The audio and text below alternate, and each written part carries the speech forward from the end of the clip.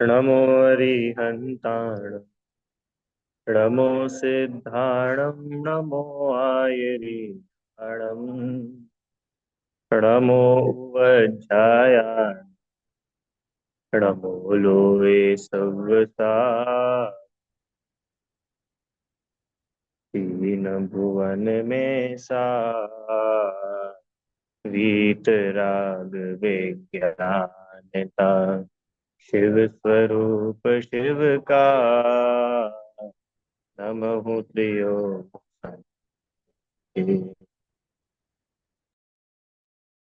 पंडित दौलत राम जी द्वारा रचित ये छह डाला ग्रंथ है। और इसकी दूसरी ढाल में चारों गतियों के दुखों का जो मूल कारण है अथवा संसार में जो जीव दुखी है, सुख तो चाहते हैं पर दुख से घबराए हुए है, तो दुखी किस वजह से है कि सात तत्व संबंधी अयथार्थ श्रद्धान, ऐसा अग्रहित मिथ्या दर्शन, और इसके साथ ही अग्रहित मिथ्या ज्ञान, मिथ्या चारित्र, अग्रहित मिथ्यात्व, ये सब ही दुख के कारण है। अग्रहित मिथ्यात्व में सात तत्व संबंधी विपरीत श्रद्धान, उसमें संवर और निर्जरा तत्व संबंधी विपरीत भूल। यहाँ तक हम लोग समझ चुके थे।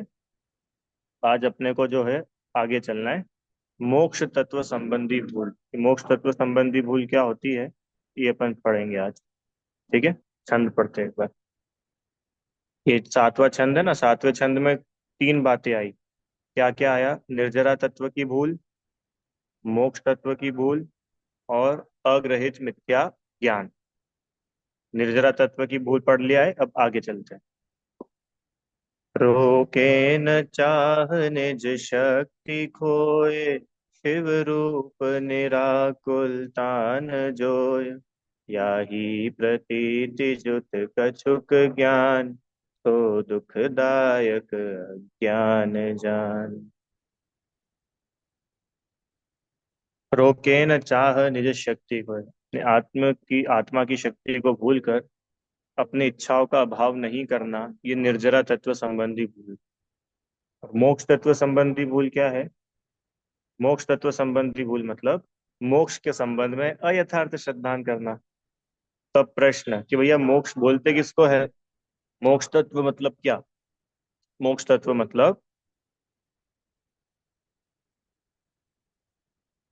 आत्मा से जितनी भी अशुद्धियां थी, जितना भी राग द्वेष था, पूर्ण रूप से सब चला जाना। आत्मा में मात्र मात्र पूर्ण पवित्र दशा का ही बने रहना, शुद्ध भावों का बने रहना, ये है मोक्ष। द्रव भाव मोक्ष।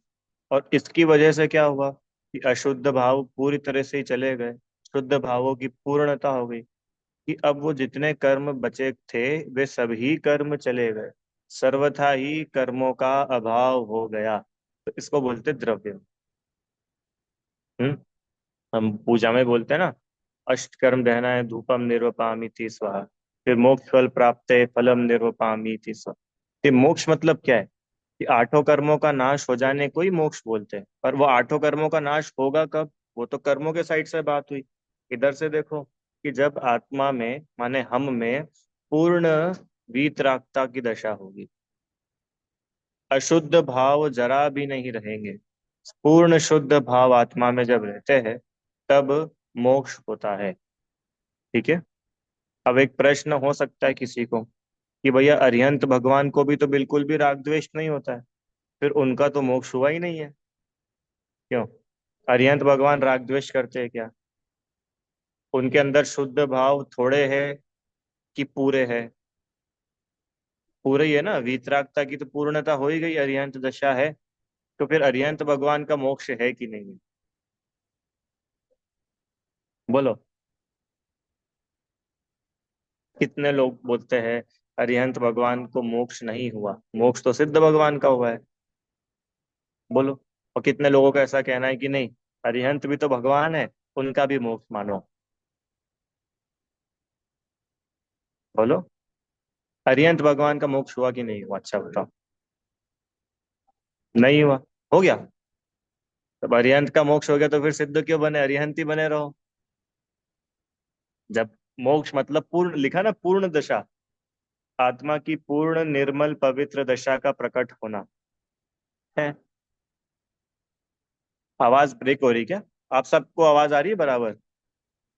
अच्छा, तो एक बार आपका चेक कर लीजिएगा इंटरनेट, शायद आपको वहां पे प्रॉब्लम होगा कुछ।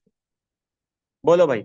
अरिहंत भगवान कि भैया भाव मोक्ष उनके हो चुका है, क्योंकि वे पूर्ण पवित्र दशा, जो आत्मा की एक्चुअल निर्मल दशा है, उसको प्राप्त कर चुके हैं। पर फिर भी सुनो, अभी वैसी पूर्णता नहीं है जैसी सिद्ध भगवान की है। क्योंकि मोक्ष मतलब होता है आठों ही कर्मों का नाश हो जाना। और अरिहंत भगवान के आठों कर्मों का नाश नहीं हुआ। भले ही वीतरागता आ गई है, पर अभी चार कर्म बचे हैं ना। चार घातिया कर्मों का नाश हुआ, चार अघातिया कर्म अभी बचे हैं। इसलिए अरिहंत भगवान का मोक्ष नहीं है। भा, भावों की अपेक्षा अपन देखेंगे तो बोलेंगे कि हाँ भैया, जैसे भावों की निर्मलता विशुद्धि अरिहंत के है, वैसी सिद्ध के। ठीक है, हम वो चला लेंगे, क्योंकि ज्ञानावरण दर्शनावरण मोहनी अंतराय कर्म इनके भी नहीं।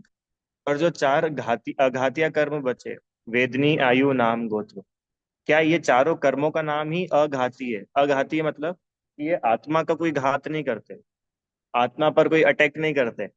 तो वैसे देखा जाए तो भैया वो मुक्ति है, क्योंकि उनकी आत्मा कोई अफेक्ट नहीं हो रही इन चार कर्मों की वजह से। बाकी के जो कर्म थे, उनसे तो आत्मा अफेक्ट हो रही थी ना। ज्ञानावरण से आत्मा के ज्ञान गुण का घात हो रहा था, दर्शनावरण से दर्शन गुण का, मोहनी से सुख गुण का, अंतराय से वीर्य गुण का, इनका नाश हो रहा था। पर ये बाकी जो चार अघातिया है, इनसे कोई आत्मा के सीधा सीधा कोई घात नहीं होता, इसलिए आत्मा का तो कोई नुकसान नहीं। हाँ, पर हम वो अवस्था के फॉर्म में देखें तो अभी वो पूर्ण दशा, पूर्ण मोक्ष की दशा वो अभी नहीं आई है। क्यों नहीं आई है? कि चार अघाती कर्म अभी बचे। तो वो कब जाएंगे? कि भाई जब तक आयु है तब तक रहेंगे, और जैसे ही आयु पूरी होगी चले जाएंगे। अच्छा, एक और प्रश्न, अब इतना आ ही गया है तो बताओ, क्या ये चार अघाती कर्मों का नाश करने के लिए अरिहंत भगवान कुछ करते हैं क्या?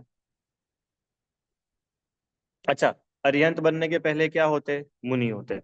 तो मुनिराज तो तपस्या करते हैं, और तपस्या करने के बाद में ये चार घाती कर्मों का नाश कर लेते हैं, बराबर। तो तपस्या करी और चार घाती कर्मों का नाश करा। अब प्रश्न है कि ये जो चार अघाती कर्म बच गए हैं, इन चार अघाती कर्मों के नाश करने के लिए क्या करना पड़ेगा अरिहंत भगवान को? तपस्या करनी पड़ेगी क्या? अरिहंत भगवान तपस्या करते हैं? क्या करना पड़ेगा? कि कुछ नहीं करने का नाम ही अरिहंत दशा है। वे कुछ भी नहीं करते हैं, फिर क्या होता है संदीप भैया? ऐसा लगता है कि बिना कुछ करे कैसे अपने को लगता है ना कि भैया बिना कुछ करे कैसे हो जाएगा? कुछ करना तो पड़ेगा ना कुछ पाने के लिए। अरिहंत भगवान अपने सामने उदाहरण है कि देखो, वे कुछ नहीं करते और चार आघाती कर्मों का क्षय हो जाता। तो उन चारों कर्मों की स्थिति माने वो चार कर्म अब कितने समय तक है? कि जितना आयु है। अब मान के चलो, कोई जीव है, अपन ने एक बार पहले लिया था ना पंच परावर्तन, कोई जीव है और उसकी आयु है, कोई जीव है और उसकी उदाहरण के लिए उसकी आयु है 1 करोड़ साल। ठीक है, 1 करोड़ साल हो सकती है कि नहीं किसी मनुष्य की आयु? हो सकती है, बिल्कुल हो सकती है ना। 1 कोटि पूर्व भी हो सकती है, 1 करोड़ क्या है, 1 कोटि पूर्व भी हो सकती है। तो अपन तो चलो 1 करोड़, 1 करोड़ भी चलो छोड़ो, किसी मनुष्य की आयु है 1000 वर्ष, ठीक है। और जब वो मनुष्य 8 वर्ष का हुआ, तब उसने मुनि दीक्षा ली, और मुनि दीक्षा लेते ही अंतर मुहूर्त में उन्हें केवल ज्ञान हो गया, जैसे भरत जी को हुआ था। अंतर मुहूर्त में केवल ज्ञान। अब आप समझ रहे हो, 8 वर्ष से लेकर 1000 वर्ष की आयु तक कितने हो गए? 992, 992 ईयर्स तक वो जीव अरिहंत दशा में रहने वाले हैं। तो भैया उनको मोक्ष जाने की जल्दी नहीं है क्या? क्या संदीप भैया? मोक्ष जाने की जल्दी नहीं? बताओ, इतने टाइम तक अरिहंत रहेंगे, केवल ज्ञान तो हो ही गए, तब मोक्ष चलो ना। इतने टाइम तक क्या करेंगे आप? कि भाई आकुलता तो उनको होती है जिनके अंतरंग में राग द्वेष होता है। आप समझ रहे हो, मोक्ष जाने की भी आकुलता नहीं है, क्या गजब है वीतरागता। वो आत्मा में क्या तृप्ति है, क्या सेटिस्फेक्शन है उस आत्मा का, कि बाहर की दुनिया की तो इच्छा ही नहीं थी। अरे मोक्ष तक की इच्छा नहीं बची। मोक्ष भी नहीं चाहिए, आ जाएगा मोक्ष अपने समय से। जब आयु पूरी होगी तो क्या होगा, शरीर छूटेगा और हम सिद्धशिला चले जाएंगे। इसका नाम है वीतरागता। अभी अपने को तो जरा सा बाहर की चीजें छोड़ना और लेने का नाम ही राग द्वेष लगता है। अब वो मुनि मुनि दशा देखो कि उनको मोक्ष की भी चाह नहीं रही। आप समझ पा रहे हो वो वीतरागता का लेवल। बाहर की दुनियादारी की चीजों की तो चाह बची ही नहीं। अरे मोक्ष तक की चाह नहीं बची, क्यों? क्योंकि आत्मा तो अभी पूरा है ना। अब मोक्ष कब होगा? कि अपने समय से होगा, जब आयु पूरी होगी तभी इस देह से निकल पाएंगे। आयु पूरी किए बिना इस देह से निकल सकते हैं क्या? नहीं निकल सकते। अब बस आनंद करते। किसको बोलते हैं मोक्ष? कि पूर्ण आनंदमय दशा का नाम मोक्ष है। ऐसी अवस्था जहां ना भूख है, ना प्यास है, ना बीमारी है, ना लड़ाई है, ना झगड़ा है, कुछ भी नहीं है, सिर्फ आनंद आनंद आनंद आनंद आनंद। अनंत सुख, अनंत सुख, अनंत सुख, अनंत सुख। कितने टाइम तक मिलेगा ऐसा अनंत सुख? 10-20 साल के लिए तो मिलता होगा, इतनी तपस्या करके मोक्ष मिला है। कम से कम 20 साल तो मिलना चाहिए। क्यों? कितने समय तक के लिए मिलता है ऐसा अनंत सुख? है अनंत काल। अनंत काल तक अनंत सुख, अनंत सुख, अनंत सुख, अनंत सुख। किसी का प्रश्न आता है फिर कि भैया वो बोर नहीं हो जाते वहां पे? क्यों? मोक्ष में सिद्ध भगवान बोर नहीं हो जाते? वही वही, अच्छा देखो, केवल ज्ञान हो गया तो केवल ज्ञान हो गया मतलब क्या हुआ संदीप भैया? कि इस टाइम मैंने सारा का सारा पास्ट भी जान लिया, प्रेजेंट भी जान लिया, फ्यूचर भी जान लिया। है कि नहीं? अब अगले केवल ज्ञान तो अगले समय फिर से आएगा, तो अगले समय क्या जानेंगे? फिर वही सब जानेंगे। क्योंकि कुछ नया थोड़ी होगा, वो तो जान ही लिया ना। भविष्य तो आपने एक बार में, भूत भविष्य वर्तमान को सब एक साथ जान लिया। और ऐसा भी नहीं अलग अलग टाइम पे जाना, एक ही बार में जाना। और पूरे 3 लोग और 3 लोग के बाहर भी सब कुछ जान लिया। तब ये प्रश्न है कि क्या वो बोर नहीं होते? जैसे आपको एक मूवी दिखाऊं, कौन सी मूवी देखनी है? कि कोई सी भी एक मूवी अपन ने देखी, मानो शोले। ठीक है भैया, बहुत अच्छी लगी। अब कल वापस से आपको शोले दिखाएंगे। ठीक है भैया, देख लेंगे। परसों फिर शोले दिखाएंगे। क्यों? फिर ऐसे ऐसे 1 महीने तक आपको रोज एक एक एक ही पिक्चर दिखाए, तो अपन लोग बोर हो जाएंगे कि नहीं हो जाएंगे? कि भैया पिक्चर दिखानी हो तो कोई नई दिखाओ, नहीं तो मत दिखाओ। हमारी हमको टॉर्चर क्यों कर रहे हो, एक ही एक मूवी दिखा रहे हो? तो अपन तो परेशान हो जाएंगे। पर सिद्ध भगवान, अरिहंत भगवान बोर ही नहीं होते, बोलो।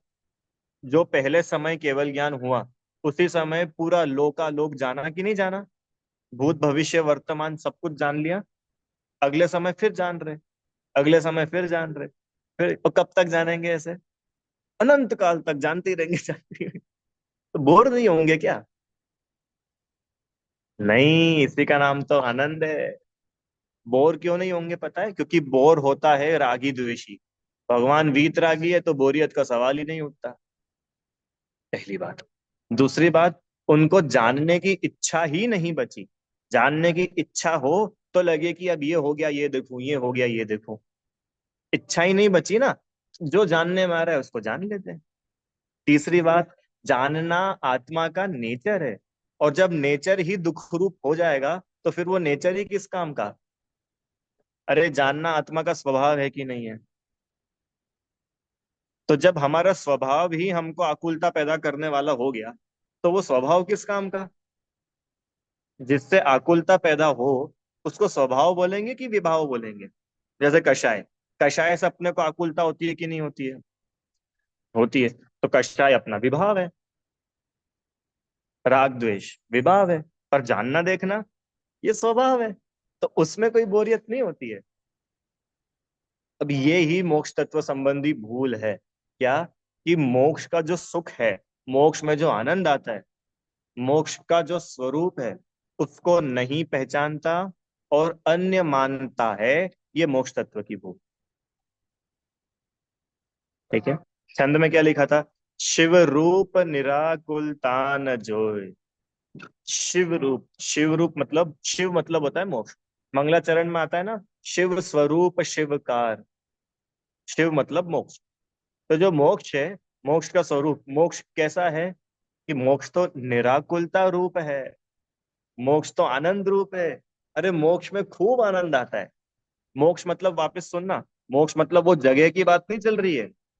कौन सी जगह की? वो तीन लोक में जो ऐसा चंद्रमा बना हुआ है और जहाँ सिद्ध भगवान, उस जगह का नाम मोक्ष नहीं है। वो जगह का नाम तो सिद्धशिला है।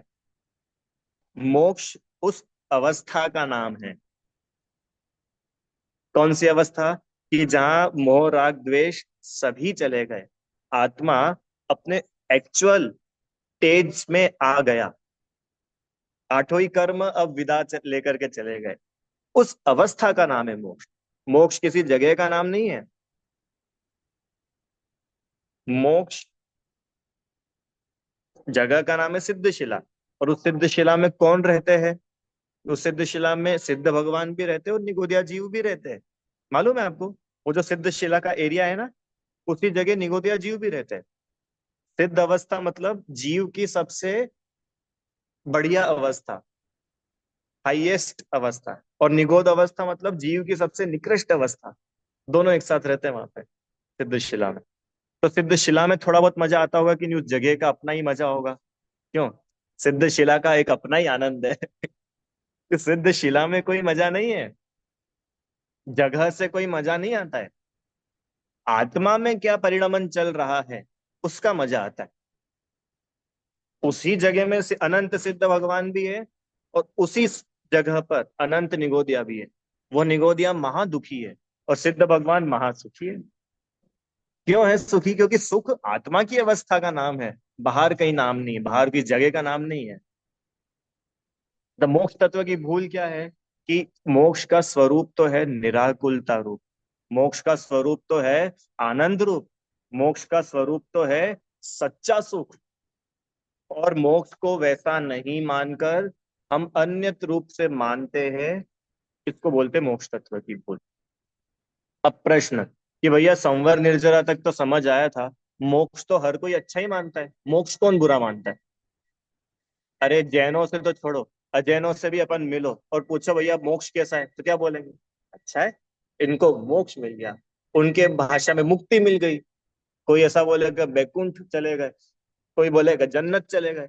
अरे नाम सबके अलग अलग है, पर वो यही समझते ना कि भैया आप सबसे छूट करके वो वहां चले गए और वहां बड़े आनंद में रहते हैं, वहां पे बहुत आनंद है। तो फिर मोक्ष तत्व की भूल क्या हुई? मोक्ष को अच्छा ही तो मानते हैं अपन। अच्छा, आप में से कितने लोग ऐसे हैं कि जो मोक्ष को अच्छा नहीं मानते? पहले ऐसा बताओ। कोई भी नहीं है, तो किसी को है ही नहीं मोक्ष तत्व की भूल। चलो आगे चलते हैं अपन। अब है ही नहीं भूल तो क्या करे। कि नहीं, मोक्ष को अच्छा तो मानते हैं, हर कोई अच्छा मानता है, पर वो जैसा अच्छा हम मानते हैं वैसा अच्छा नहीं है मोक्ष। मतलब हमारे अच्छे पने की जो परिभाषा है वो अलग है। जैसे अपन नरक को बुरा मानते हो, स्वर्ग को अच्छा मानते हैं, पर आप ईमानदारी से सोचो तो नरक में भी दुख है और स्वर्ग में भी तो दुख है कि नहीं है? है ही, पहली डाल में पढ़ा ही था ना। पर वो तो जगत में कहा जाता है भाई, नरक में दुख और स्वर्ग में सुख। पर अगर अपन थोड़ा सा गहराई से विचार करें तो समझ में आता है कि नहीं, नरक में भी दुख और स्वर्ग में भी दुख है। अब पता है मोक्ष सुख का नेचर, मोक्ष का क्या स्वरूप है, ये नहीं पहचानना, ये मोक्ष तत्व की भूल। देखो क्या लिखा। हम ऐसा मानते हैं कि यहाँ पर हमको बहुत कम चीजें मिली है, तो अपन कम सुखी हैं। मोक्ष हो जाएगा ना संदीप भैया, तो मालूम क्या हो जाएगा? कि अपने को बहुत सारी चीजें मिल जाएगी, अनंत अनंत चीजें मिलेगी, तो अपन ज्यादा सुखी हो जाएंगे। ये मोक्ष तत्व की भूल। मतलब ये तो सब बोलते कि भैया मोक्ष में मजा आएगा, पर मोक्ष होता क्या है ये समझते नहीं है अपन। देखो उदाहरण, संदीप भैया, जैसे मान के चलो अभी अपन लोगों के पास जो ज्ञान है वो कितना ज्ञान है? वो थोड़ा सा ही ज्ञान है। ज्यादा से ज्यादा अपन कुछ दूर का, कुछ दिन पहले का ये सभी जान पाते। तो अपने को लगता है कि अभी अपन बहुत कम जान पाते, तो अपने को भी थोड़ा थोड़ा ही मजा आता है। पर अपन एक बार भगवान बन जाएंगे ना, जब अपन मोक्ष चले जाएंगे ना, तो अपन है ना सब कुछ जान पाएंगे। तो अपन सब कुछ जानेंगे, तो अपने को अनंत चीजें जानेंगे तो अनंत आनंद आएगा।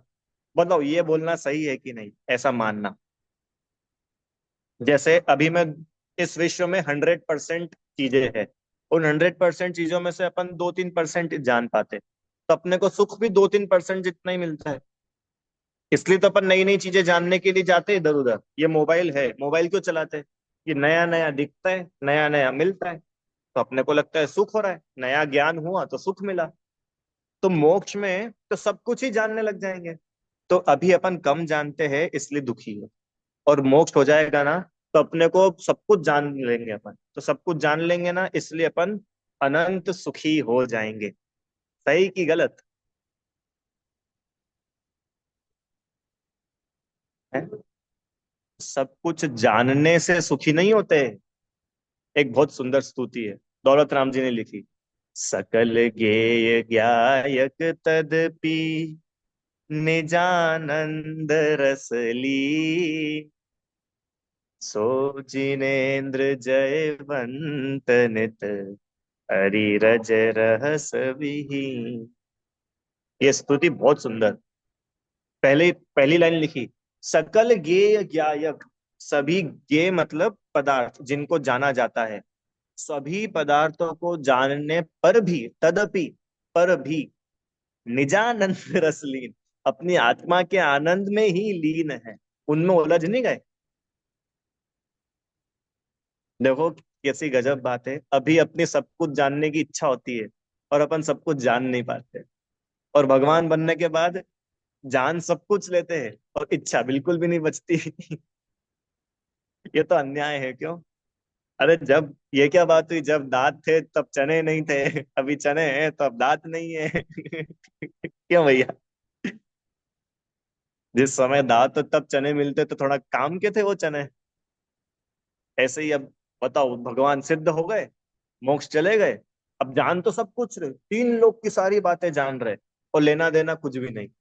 और अपने को लेना देना सब कुछ है और जान कुछ नहीं पाते, इसलिए अपन दुखी बने रहते हैं। मोक्ष तत्व की भूल पकड़ना। अपने को क्या लगता है कि यार अपने को पता चल जाएगा तो अपन उसमें कुछ, अपने को पहले से ही पता चल जाता कि वो 10 मिनट लेट आने वाले हैं, तो अपन क्यों घर से जल्दी निकलते? क्यों? होते ना ऐसे, बहुत सारे लोग होते, बस 5 मिनट में आ रहा हूँ, बस 5 मिनट में आ रहा हूँ, अपन तो चौराहे पे खड़े इंतजार कर रहे हैं उनका, और वो भाई साहब तभी सो के भी नहीं उठे। बस 5 मिनट में। तो अगर अपने को पहले से पता चल जाता कि ये आधी 1 घंटे लेट आएंगे, तो अपन क्यों परेशान होते? तो अब अपन ने वो ज्ञान को काय में जोड़ लिया कि मेरे को जानकारी होती तो मेरे को राग द्वेष नहीं होता। और ये ऐसा बोल रहे हैं कि सब कुछ जानकारी हो गई, उसके बाद भी वीतरागता है। क्यों? क्योंकि ज्यादा जानना और कम जानने की बात नहीं है, आप जान करके अफेक्ट कितना हो रहे हो, जान करके राग द्वेष कितना हो रहा है, ये बात है। अभी हमको लगता है कि अपन कम जानते हैं इसलिए अपन दुखी है, जबकि नहीं। दुख का कारण कम ज्ञान नहीं है, दुख का कारण है मोह, दुख का कारण है राग द्वेष। और हम क्या मानते हैं कि भगवान सब कुछ जान गए इसलिए वो सुखी हो गए, कि सब कुछ जानने से सुखी नहीं हुए, सुखी तो वो आत्म स्वभाव से है। हाँ, अब वो सब कुछ जानने में आ रहा है वो अलग बात है। समझ में आया? हमको ऐसा लगता है कि यहाँ कम चीजें मिली है इसलिए अपन कम सुखी है, मोक्ष चले जाएंगे ज्यादा सब मिल जाएगा तो ज्यादा सुखी है। नहीं है। अच्छा बताओ, नॉर्मल अपन अपने सुखों की बात करें, शारीरिक सुख वगैरह सबकी भी, तो मनुष्यों को ज्यादा सुख है कि देवों को ज्यादा सुख है? देवों को ज्यादा सुख है ना। अरे अपन लोग तो बीमार पड़ जाते हैं, अपने को भूख लगती है, कितनी अपने साथ प्रॉब्लम्स है।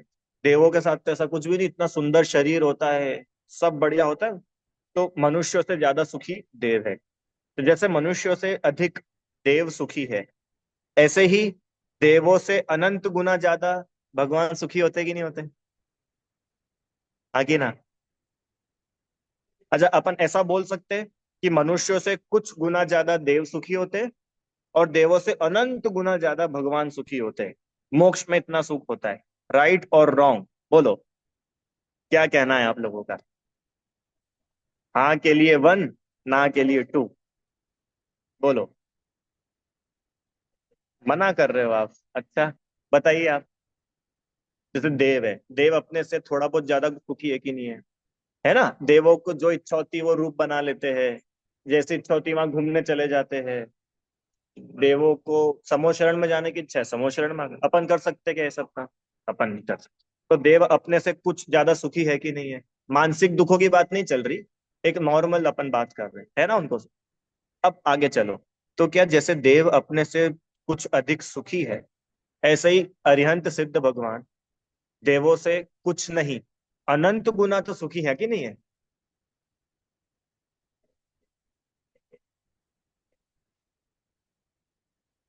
हाँ, ठीक है, बढ़िया, बोलो आप लोग बोलो। ऐसा कितने लोग इस बात से अग्री करते हैं कि हाँ भैया सही बात है, देवों का सुख उससे भी अनंत गुना सुख भगवान को होता होगा? ऐसा अपने को लगता है कि नहीं लगता है? लगता है। ये बोल रहे हैं ये मोक्ष तत्व की भूल है। कि भैया इसमें क्या भूल है? हम अगर न्यू बोलते कि देवों का सुख ज्यादा है, भगवान का सुख कम है, तो मोक्ष तत्व की भूल होती। हमने भगवान को बराबर जगह दी तो सही कि देवों का सुख कम और भगवान का सुख देवों से अनंत गुना ज्यादा। वो बोल रहे गलत, रॉन्ग। क्यों रॉन्ग? क्योंकि देवों का जो सुख है उसका टाइप ही अलग है, और भगवान को जो सुख है उसका टाइप ही अलग है। उन दोनों का कुछ कंपैरिजन ही नहीं है आपस में। उदाहरण, उदाहरण। दो मिठाई, अपने को दो व्यंजन कंपेयर करना है। क्या क्या कंपेयर करना है? कि एक तो है कचौरी और एक है रसगुल्ला। कचौरी और रसगुल्ले का क्या कंपैरिजन है? एक नमकीन है, एक मीठा है। अब दोनों अलग अलग। हाँ, आप यूं बोलो कि भाई रसगुल्ला और गुलाब जामुन का कंपैरिजन करो, तो हम समझ सकते हैं। आप बोलो इमरती और जलेबी का कंपैरिजन करो, तो हम बता सकते हैं कि यार वो जलेबी कम मीठी थी, इमरती बढ़िया थी। ये तो अपन बोल सकते हैं। पर आप एक तरफ बोल रहे हो कचौरी, एक तरफ बोल रहे हो रसगुल्ला, कहाँ कंपैरिजन होगा दोनों का? ऐसा बोल सकते क्या रसगुल्ले से अनंत गुना ज्यादा मीठी कचौरी है? क्योंकि रसगुल्ला तो मीठा होता है। इम्पॉसिबल, है ना? ऐसे ही स्वर्गों में जो सुख है, चाहे वो बड़े से बड़ा देव भी क्यों ना हो, उसको भी जो कुछ सुख है वो सच्चा सुख नहीं है। वो सब कर्म के उदय से मिलने वाली चीजों का सुख मिल रहा है उसको। और भगवान की बात करें तो भगवान को तो डायरेक्ट आत्मा वाला सुख मिल रहा है। उनको चीजों की कुछ वो नहीं है कि भाई मेरे को ये चीज मिलेगी तो मैं सुखी होऊंगा। हाँ, अब वो देव जो है, देव को तो रिद्धियां मिली है इसलिए वो मजे में है। भगवान को रिद्धियों, अच्छा ऐसा है कि देवों के पास 10 रिद्धि और भगवान के पास 1000 रिद्धि, इसलिए भगवान ज्यादा सुखी। देवों के पास 1000 देवांगनाएं तो भगवान के पास। कंपैरिजन करना है देवों से तो फिर करो। अरे, देवों का शरीर बहुत सुंदर और भगवान का, अरे उनका तो शरीर ही नहीं। अब समझ, ये मोक्ष तत्व की भूल। अपने को ऐसा लगता है कि यहाँ से ज्यादा मजा स्वर्ग में है और स्वर्ग से ज्यादा मजा मोक्ष में। अरे वो मजे की क्वालिटी अलग है, क्वालिटी अलग है। तो आप क्या बोलना चाहते हो भैया, देव सुखी नहीं है कि भगवान सुखी नहीं है? कि दोनों सुखी है, पर देवों को जो सुख है वो अपनी क्वालिटी वाला है। और भगवान का जो सुख है तो अपनी क्वालिटी का है। इन दोनों सुखों को अपन एक एक शब्द दे देते हैं शास्त्र का। जो देवों को सुख है, अपन देवों की बात इसलिए करेंगे कि चारों गतियों में देव गति अच्छी मानी जाती है ना, इसलिए सुख के मामले में।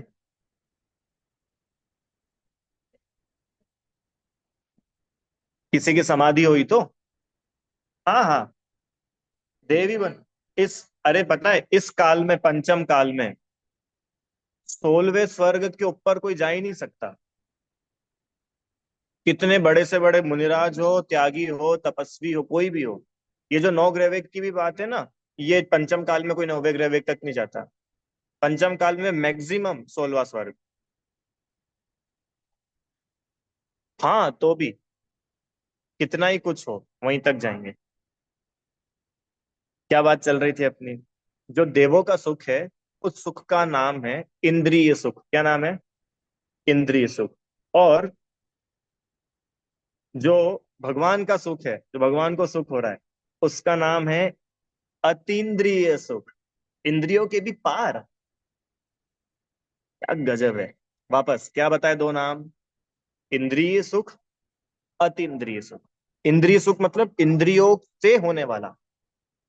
जैसे अभी हमने क्या खाया, कोई भी दो एग्जांपल। रसगुल्ला चलो रसगुल्ला सदाबहार। रसगुल्ला खाया, मजा आया कि नहीं आया? प्रीति आंटी, रसगुल्ला खाने आया।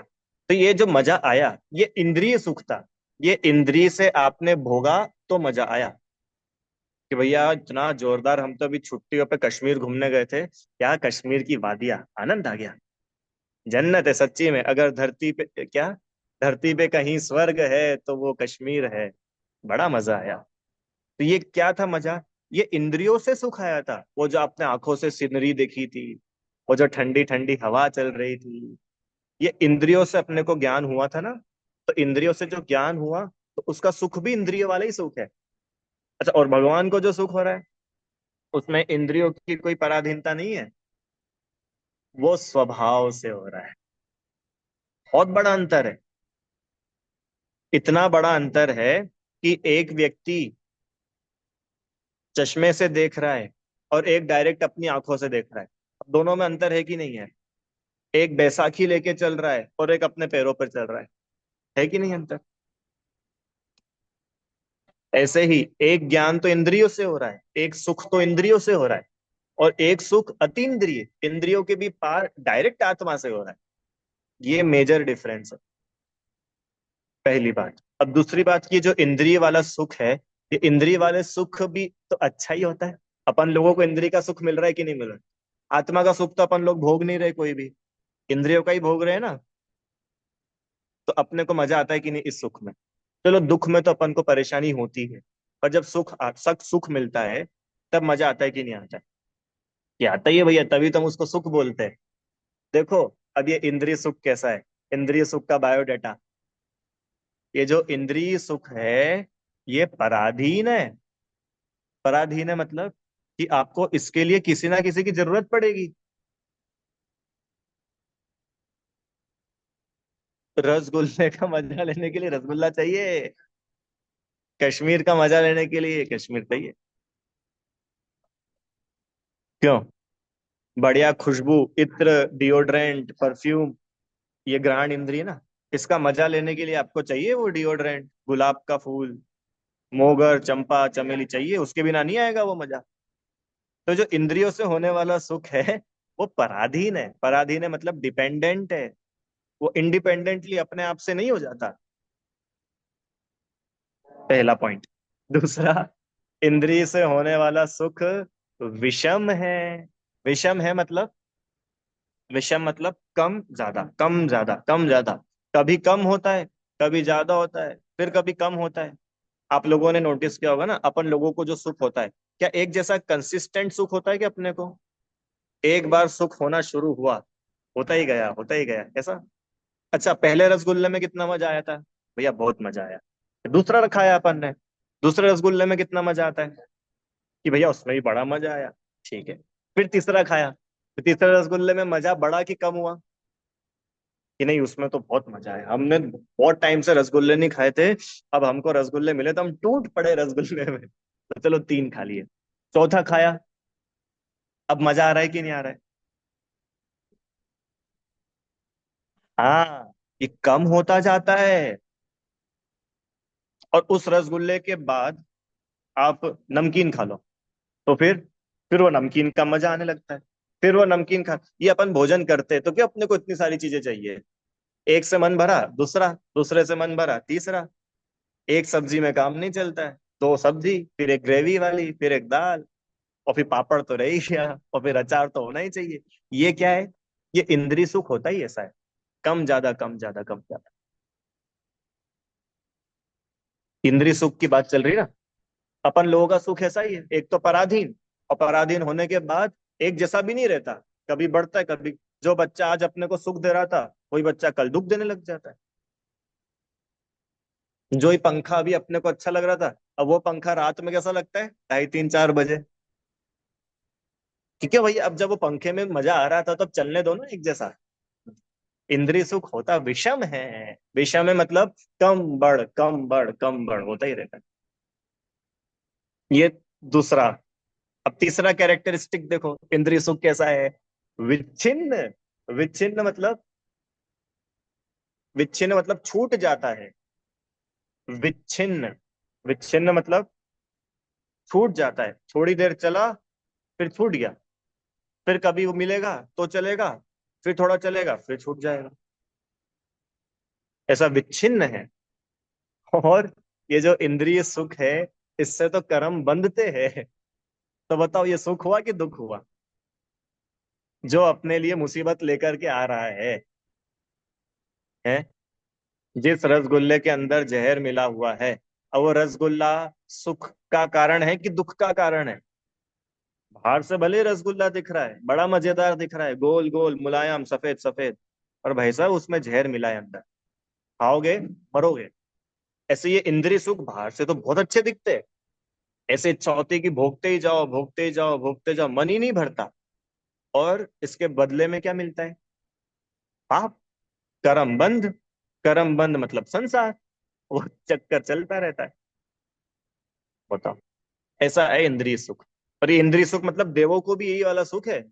देवों को जो सुख है वो पराधीन है, विच्छिन्न है, विषम है। सबसे बड़ा कारण आकुलतामय है। ये इंद्रियों से मतलब ये पांच इंद्रिय, शरीर, मन, रिश्तेदार, नातेदार, इनसे जो अपन सुखों की कल्पना करते हैं, मानते कि इनसे मुझे सुख मिल रहा है, ये आकुलता लेके आते हैं कि निराकुलता होती है? उस दिन एग्जांपल लिया था ना अपन ने कपड़ों का। कपड़े खरीदने गए तो वो इच्छा में ही आकुलता, फिर चले गए तो आकुलता, कौन सा चूज करे तो आकुलता, खरीद के घर लिया है तो आकुलता, पहन करके बाहर गए तो आकुलता, धोबी क्या दिया तो आकुलता।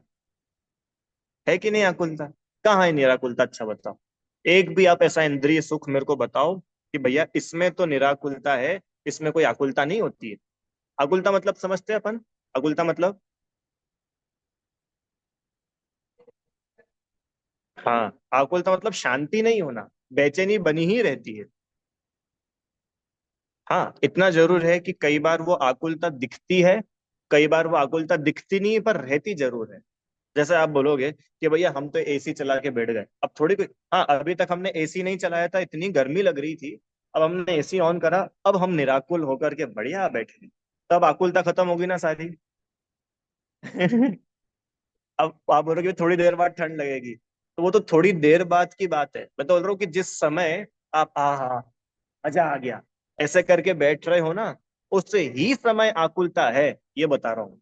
बाद में वो ठंड लगेगी, अपन कंबल ओढ़ेंगे, उसको टेम्परेचर कम ज्यादा करेंगे, वो तो अलग बात है। जिस समय आपने एसी का बटन दबाया रिमोट का, उस समय से आकुलता है। कि भैया जब कौन सी आकुलता है? तब तो निराकुलता ही है ना। कि सुनो, वो आकुलता अनएक्सप्रेस्ड है, वो आकुलता अव्यक्त है जरूर। पूरे टाइम ये आकुलता चल रही है, क्या चल रही है? इसका बिल भरना है, खराब ना हो जाए, मेंटेनेंस बहुत भारी है। ये आकुलता पूरे टाइम चल रही कि नहीं चल रही है? कि आप निवृत्त हो गए? उदाहरण, क्या बिना उदाहरण की चीज समझ में नहीं आती ना? सुनो उदाहरण, बड़ा सरल एग्जाम्पल और आपको एक बार में समझ में आएगा। जैसे मान के चलो, माता पिता है और उनकी बेटी है। भैया बेटी की भैया बेटी 30 साल की हो गई, तब माता पिता को बेटी के विवाह की आकुलता होती कि नहीं होती है? तो किस समय होती है? जब रिश्तेदारों से शादी की बात चलती है, बात करते, क्या उसी टाइम आकुलता है कि 24 घंटे आकुलता है?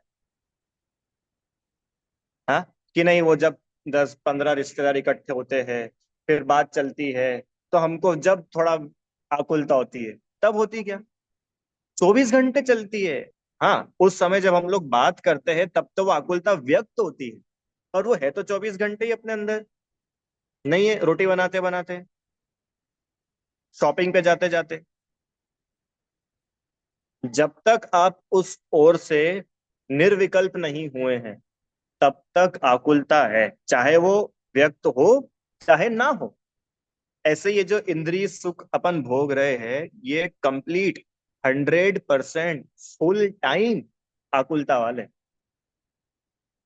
ऐसा नहीं है कि भैया मेरे को बहुत टाइम से कुर्ता लेने की इच्छा थी डिजाइन की, अब जब तो मेरे को खूब आकुलता थी, फिर मेरे को एक अमेजोन पे बढ़िया मिल गया और मैंने ले भी लिया, अब मेरे को कोई आकुलता नहीं है, कि झूठी बात है। तुम्हारी वो आकुलता खत्म हुई, अब नई आकुलता शुरू हुई। अब शुरू हुई है आकुलता, ये खराब ना हो जाए, इस पर दाग ना लग जाए, फट ना जाए, कीचड़ ना उछाल दे कोई। जमाने भर की चालू हुई कि नहीं हुई? कहाँ इंद्रिय सुख में मजा मिला? धोखा ही तो मिला।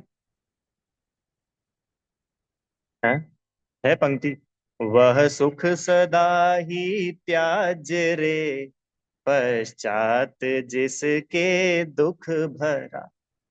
वो सुख जिसके बाद में दुख है, जिसके फल में दुख है, वो सुख ग्रहण करने लायक है कि त्याग देने लायक है? त्याग देने लायक। कौन सा है वो सुख?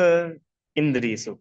ऐसे इंद्रिय सुख को बिल्कुल उसका असली चेहरा दिखा दिया कि देखो, जो इंद्रिय सुख हम इतना अच्छा माने बैठे हैं, उसका असली रूप ये है। अब इसका उल्टा करो। स्वर्ग में तो इंद्रिय सुख, और भगवान को अतीन्द्रिय सुख। अब कैसा होता है वो अतीन्द्रिय सुख? अतीन्द्रिय सुख होता है स्वतंत्र। आहा, कोई पराधीनता नहीं भगवान को। अच्छा, भगवान अनंत सुखी है, तो उनको किसी की पराधीनता है?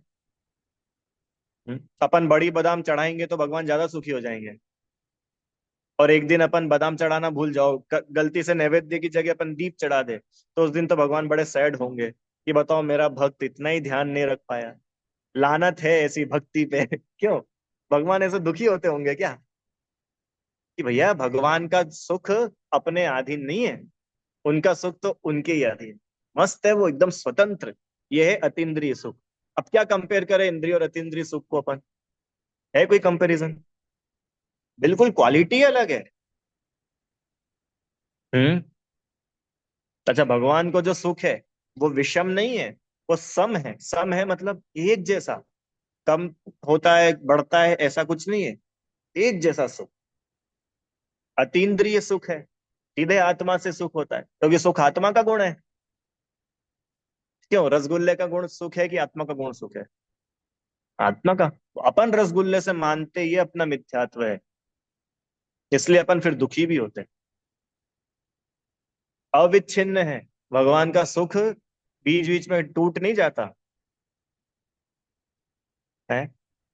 जोरदार विधान चल रहा है। 2.5 घंटे से बिल्कुल बढ़िया म्यूजिक, तबला पेटी, सिंगर, भजन, डांस सब चल रहे, एक नंबर। और एकदम से लाइट चली जाए तो अपने आनंद में तो बाधा आ जाएगी। और भगवान जो इतने टाइम से अपनी पूजा सुन रहे थे, और एकदम पूजा बंद हो गई। अब उनका सुख थोड़ा कम हुआ कि नहीं हुआ? थोड़ा विच्छिन्न, विच्छिन्न मतलब टूट गया ना बीच में, बाधा आ गई? नहीं आई।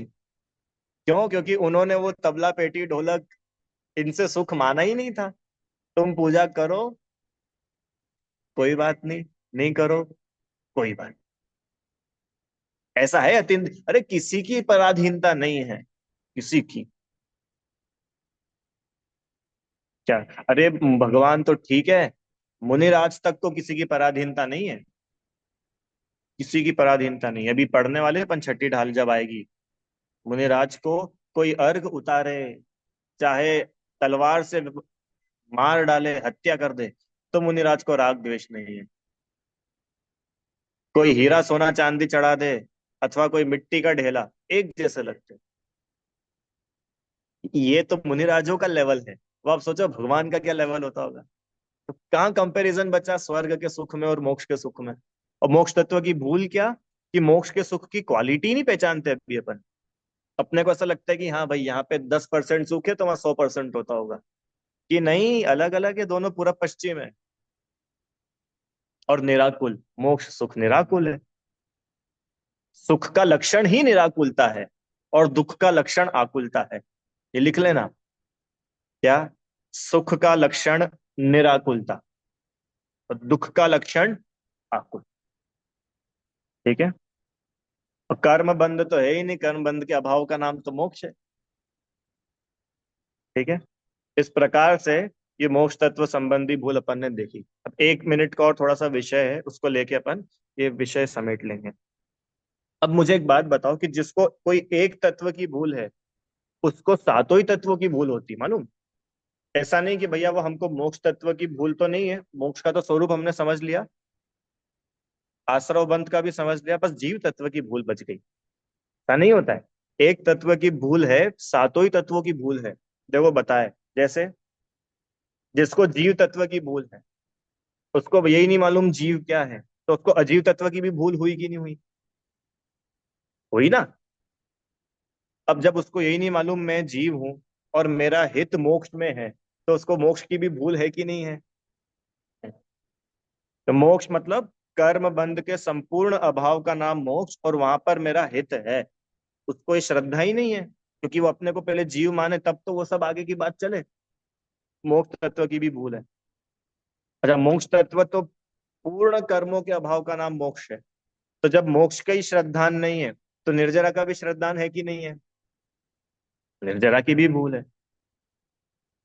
अब जब जिसको निर्जरा और मोक्ष सुखरूप नहीं लग रहे, उसको नेचुरली बंध दुखरूप लग रहा है कि नहीं? उसको बंध दुखरूप लग रहा है।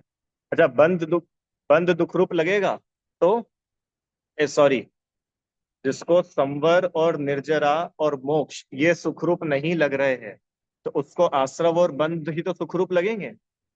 कर्मों से मुक्त होने में मेरा हित है, जिसको ये भास ही नहीं रहा है, तो उसको तो कर्मों के साथ ही अच्छा लग रहा है। तो कर्मों का साथ पाना यही तो आश्रव बंध है। माने जिसको एक जीव तत्व की भूल है, उसे सातों ही तत्व की भूल है।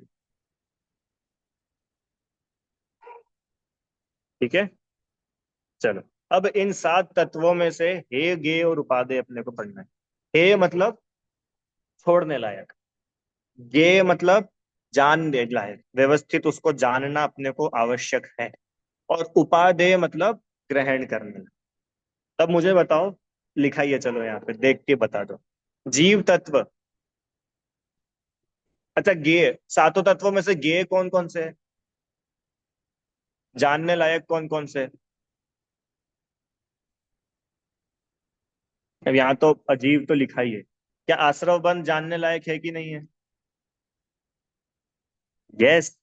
अरे भैया, बिना जाने कैसे छोड़ेंगे, और बिना जाने कैसे उनको ग्रहण करेंगे?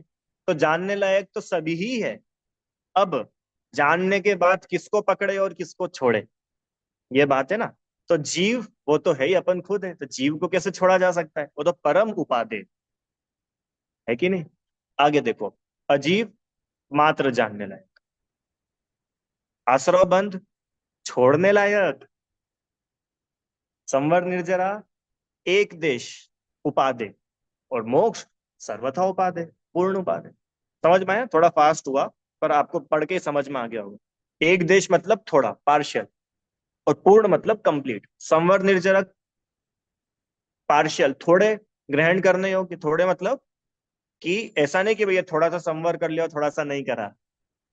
थोड़ा सा मतलब यहाँ पे ये है कि पूर्ण रूप से तो मोक्ष ही उपादेय है, और मोक्ष के रास्ते में संवर निर्जरा पड़ते हैं। इसलिए संवर निर्जरा में ही संतुष्ट नहीं हो जाना, आगे भी है मोक्ष दशा। ठीक है। इस प्रकार से ये सात तत्व संबंधी भूल छह ढाला के आधार से अपन ने पढ़ी है, और ये सात तत्व संबंधी भूल ही मूल में दुख का कारण है। इस वजह से जीव संसार में भटक कर महा कष्ट पाता है। तो हम और आप सभी के जीवन से ये सातों ही तत्व संबंधी भूल मिटे, तो अपन मोक्ष मार्ग में आगे बढ़ सके। आगे तो क्या बढ़े, मोक्ष मार्ग की ओर अपना चेहरा ही हो जाए। आगे तो बढ़ेंगे बाद में, चौथी ढाल आएगी जब। अभी चेहरा तो अपन अपना उस डायरेक्शन में कर ले वे, दिशा तय होगी तो मंजिल मिल जाएगी। अभी दिशा ही तय नहीं है, तो मंजिल कैसे मिलेगी? वो पहले ही लिख कर के आए थे दौलत राम जी, सुख चाहे दुख ते भय बन। अगर तुम ईमानदारी से सुखी होना चाहते हो और दुखों से घबराए हुए हो, तो ये आपके लिए है। और सिर्फ जानकारी स्वरूप इकट्ठा करने की बात है, तो जानकारी हो जाएगी इकट्ठा, पर कोई बहुत विशेष लाभ नहीं होने वाला। ठीक है। चलो, एक बात और मुझे बोलनी थी सभी से, कि आप लोग ये छह डाला याद भी करने की कोशिश करो। वैसे तो आप में से अधिकांश लोगों को याद होगी, जो थोड़े एजेड होंगे, क्योंकि बचपन से ही सब जगह घरों में चलता ही ये पाठ। और नहीं भी हो तो आप इसका रोज पाठ याद मत करना, रोज बस पाठ करोगे तो याद हो जाएगी। और जितना अपन ने समझ लिया है उतना तो आप पढ़ोगे तो आपको फटाफट हो जाएगा। रोज आप सुबह मंदिर जाओ, पूजन करो, तो एक ढाल पढ़ लो, सारी जिनवाणी में लाल पुस्तक है पूजन वाली, उसमें भी छह डाला है। अधिकतर पुस्तकों में छह डाला मिल ही जाती है। क्या है, छह डाला याद रहेगी ना, तो अपने को विषय बहुत बार बार रिवाइज होगा ना, रिवाइज होने से बहुत क्लियरिटी रहेगी। अपने को बार बार लगेगा क्या, राग आदि प्रगट ये दुख दें। तब जब जब भी अपना मोह राग द्वेष करने का भाव आएगा, तो एकदम दौलत राम जी अपने को अलर्ट कर देंगे कि तुम दुखी होने की तैयारी कर रहे हो। ठीक है।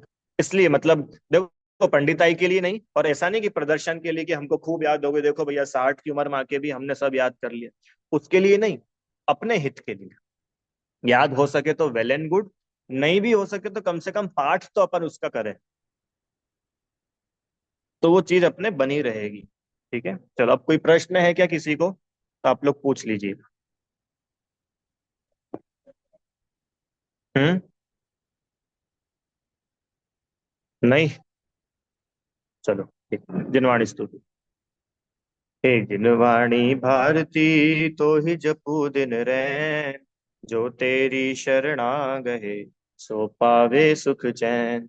जा वाणी के ज्ञान से सूझे लोकालो, सो वाणी मस्तक नमो सदा देत हूँ दो।